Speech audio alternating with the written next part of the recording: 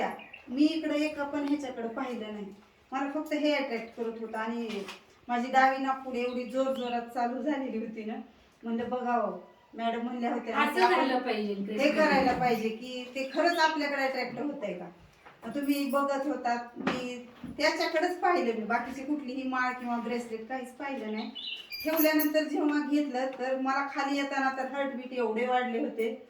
आणि आता पण इथं आज्ञाचक्रामध्ये खूप जाणवायलेलं आहे वगैरे.